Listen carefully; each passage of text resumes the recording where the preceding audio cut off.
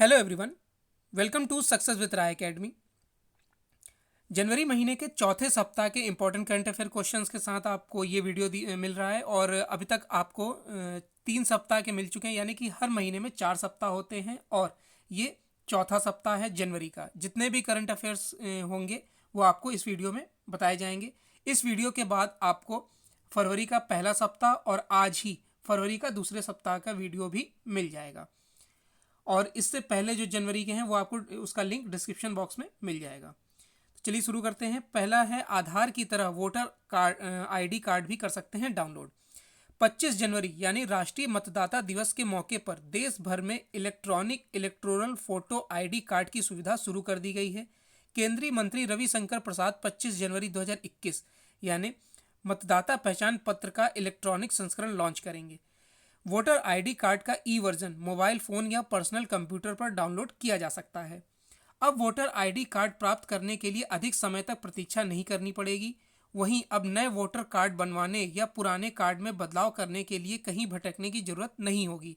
आप अपने फ़ोन पर ही electronic electorals photo identity app यानी कि ई इपिक डाउनलोड करके डिजिटल वोटर आईडी कार्ड बनवा सकते हैं।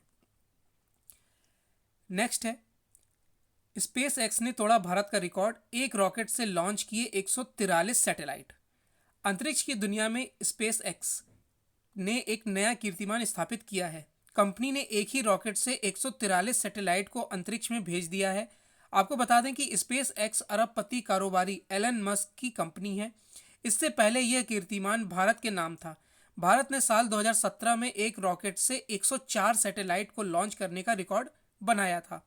सैटेलाइट को लॉन्च करने का कार्यक्रम लगभग 90 दिन तक चला। हर 1 सेकंड के अंतराल पर सैटेलाइट अंतरिक्ष में जा रही थी। इन सैटेलाइट की मदद से स्पेस एक्स कंपनी साल 2021 तक ग्लोबल ब्रॉडबैंड इंटरनेट की सुविधा देगी। ये कंपनी सैटेलाइट को लॉन्च करने के लिए केवल $10 लाख लेती है। नेक्स्ट है, राष्ट्रीय मतदाता दिवस 2021। राष्ट्रीय मतदाता दिवस मतदाताओं को समर्पित है। इस दिन मतदाताओं के बीच जागरूकता फैलाई जाती है। नए मतदाताओं को वोटर लिस्ट के नाम जुड़वाने के लिए प्रेरित किया जाता है। इस अवसर पर नए मतदाताओं को वोटर कार्ड देकर सम्मानित भी किया जाता है। चुनाव आयोग का उद्देश्य उन सभी वयस्कों और पात्र मतदाताओं की पहचान करना है जिनकी उम्र 1 जनवरी को पूरे देश के सभी मतदान केंद्रों में 18 वर्ष हो गई है। भारत में मतदान के लिए 18 वर्ष की आयु सीमा निर्धारित की गई है। चुनाव आयोग मतदाता को एक पहचान पत्र प्रदान करता है। अब आपको कमेंट बॉक्स में ये बताना है कि राष्ट्रीय मतदाता दिवस कब मनाया जाता है। 2021 में 11.5% रहेगी भारत की आर्थिक विकास दर, ये स्टेटमेंट दिया है IMF ने। कोरोना वायरस महामारी के बीच बड़ी अर्थव्यवस्थाओं में भारत एकमात्र देश है जिसकी आर्थिक वृद्धि दर इस साल 2.5 अंक में होगी। IMF ने 26 जनवरी 2021 को जारी अपने ताज़ा विश्व आर्थिक परिदृश्य में वृद्धि का अनुमान जताया है। यह अर्थव्यवस्था में तेजी से पुनरुद्धार को बताता है।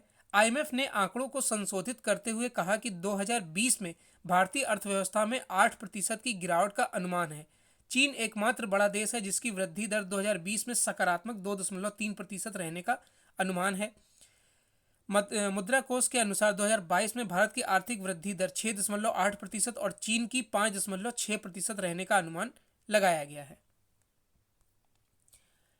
पद्म पुरस्कारों की जो घोषणा कर दी गई है, इस बार 7 हस्तियों को पद्म विभूषण, 10 को पद्म भूषण और 102 को पद्मश्री पुरस्कार देने की घोषणा की गई है। 16 हस्तियों को पद्म पुरस्कार मरणोपरांत प्रदान करने की घोषणा की गई है। प्रधानमंत्री नरेंद्र मोदी ने पद्म पुरस्कारों की घोषणा पर कहा कि हमें उन सभी पर गर्व है जिन्हें पद्म पुरस्कारों से सम्मानित किया गया है। इसके तहत किसी खास क्षेत्र में विशेष योगदान देने वाले नागरिकों को 3 श्रेणियों पद्म विभूषण, पद्म भूषण और पद्मश्री से सम्मानित किया जाता है। जापान के पूर्व प्रधानमंत्री शिंजो अबे, बाला सुब्रमण्यम जिन्हें मरणोपरांत, सैन्य कलाकार सुदर्शन साहू, पुरातात्विक बीबी लाल को पद्म विभूषण से सम्मानित किया गया है। लोकसभा अध्यक्ष ओम बिरला ने भारत पर्व 2021 का किया है उद्घाटन। इस अवसर पर अध्यक्ष ओम बिरला ने कहा कि भारत पर्व भारत की सांस्कृतिक विविधता की अनूठी झलक पेश करता है। अध्यक्ष ओम बिरला ने कहा कि इस आयोजन से देश के 28 राज्यों और 8 केंद्र शासित प्रदेशों की कला, संस्कृति, भोजन, पहनावे और परंपराओं को जानने और समझने का अवसर मिलेगा। इस मौके पर अध्यक्ष ओम बिरला ने कहा कि भारत पर्व के माध्यम से पर्यटन मंत्रालय ने देश के पर्यटन, आध्यात्मिक एवं अन्य गतिविधियों को एक साथ एक मंच पर लाने का कार्य किया है। बिरला ने कार्यक्रम के आरंभ में सभी को गणतंत्र दिवस की शुभकामनाएं दी। भारत पर्व का आयोजन आत्मनिर्भर भारत और एक भारत श्रेष्ठ भारत की थीम पर किया जा रहा है। एफडीआई निवेश के मामले में चीन पहले स्थान पर अमेरिका को पीछे छोड़ा। अमेरिका इससे पहले प्रत्यक्ष विदेशी निवेश के लिहाज से शीर्ष देश था, लेकिन बीते साल यहां विदेशी कंपनियों का प्रत्यक्ष निवेश लगभग आधे से भी कम रहा। यही वजह है कि अब चीन एफडीआई निवेश के मामले में नंबर 1 हो गया है। साल 2020 में भारत में आने वाले प्रत्यक्ष विदेशी निवेश में 13% की बढ़ोतरी हुई है। संयुक्त राष्ट्र व्यापार और विकास सम्मेलन ने अपनी रिपोर्ट में कहा कि चीन में पिछले साल 163 अरब डॉलर का प्रत्यक्ष विदेशी निवेश हुआ, जो कि अमेरिका में 134 अरब डॉलर का निवेश हुआ है। इससे पहले साल 2019 में अमेरिका में प्रत्यक्ष विदेशी निवेश 251 अरब डॉलर था, जबकि चीन इससे काफी पीछे था।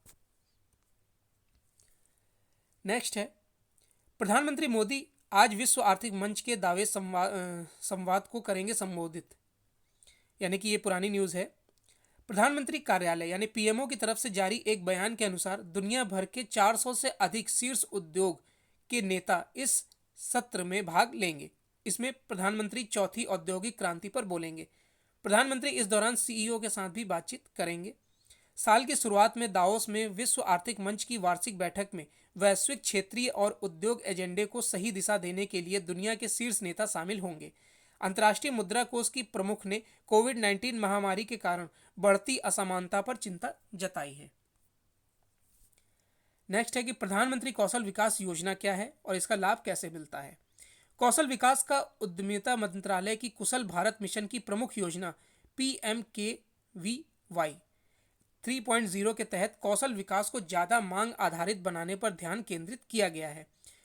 मंत्रालय ने बयान में कहा कि PMKVY 3.0 में जिला कौशल समितियों को जोड़कर एक नई पहल की शुरुआत की गई है। प्रधानमंत्री कौशल विकास योजना भारत सरकार की एक योजना है। इसे जुलाई 2015 में शुरू किया गया था। इस योजना के तहत 2020 तक 1 करोड़ युवाओं को प्रशिक्षण देने की योजना बनाई गई थी। इस योजना का उद्देश्य ऐसे लोगों को रोजगार मुहैया कराना है जो कम पढ़े लिखे हैं या बीच में स्कूल छोड़ देते हैं। डिजिटल करेंसी लाने की तैयारी में आरबीआई, क्या बदल जाएगा लेन देन का तरीका।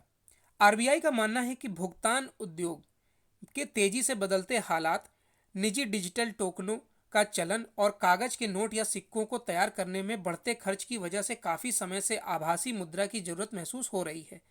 आरबीआई के अनुसार अगर डिजिटल करेंसी चलन में आती है तो मनी ट्रांजैक्शन और लेन देन के तरीके बदल सकते हैं। इससे ब्लैक मनी पर अंकुश लगेगा।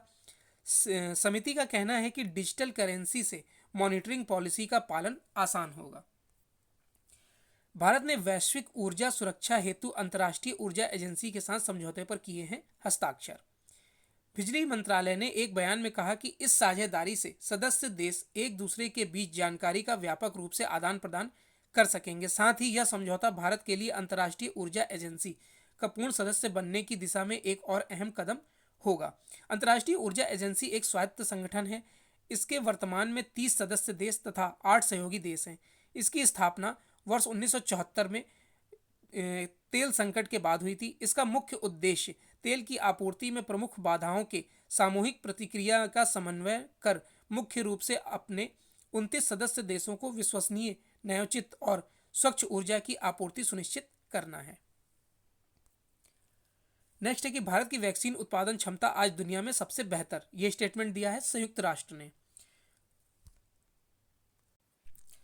वैश्विक टीकाकरण अभियान में भारत की प्रमुख भूमिका निभाने का आह्वान करते हुए संयुक्त राष्ट्र महासचिव एंटोनियो गुतरेस ने 28 जनवरी 2021 को भारत की वैक्सीन उत्पादन क्षमता की दुनिया में सबसे बेहतर मौजूदा संपत्ति का नाम दिया। उन्होंने आगे कहा कि मुझे लगता है कि भारत की उत्पादन क्षमता आज दुनिया की सबसे अच्छी संपत्ति है। महासचिव एंटोनियो गुतरेस ने भारत की ओर कोरोना वैक्सीन के लिए वैश्विक टीकाकरण अभियान की संभावना जताई है। उनका कहना है कि हमें पूरी उम्मीद है कि भारत के पास वे सभी उपकरण मौजूद हैं जो यह सुनिश्चित करने में एक प्रमुख भूमिका निभाने के लिए आवश्यक हैं कि एक वैश्विक टीकाकरण अभियान संभव है। जियो बना दुनिया का 5वां सबसे मजबूत ब्रांड। जानिए पहले स्थान पर कौन है। दुनिया के सबसे मजबूत पहले 10 ब्रांड में रिलायंस जियो भारत से अकेला नाम है। ब्रांड की मजबूती के मामले में रिलायंस जियो ने 100 में से 91.7 ब्रांड स्ट्रेंथ इंडेक्स यानी BSI और AAA+ की रैंकिंग हासिल की है। रिलायंस जियो ने एप्पल, अमेजॉन, अलीबाबा और पेप्सी जैसी दिग्गज कंपनियों को पीछे छोड़ दिया है। रिपोर्ट में कहा गया है कि ब्रांड की मजबूती का मूल्यांकन विपणन निवेश, हितधारकों की हिस्सेदारी और व्यावसायिक प्रदर्शन के आधार पर किया गया है। इन मापदंडों के आधार पर अनुसार चीनी मोबाइल ऐप वीचैट ने फरारी को पीछे छोड़कर दुनिया के सबसे मजबूत ब्रांड का खिताब हासिल किया है।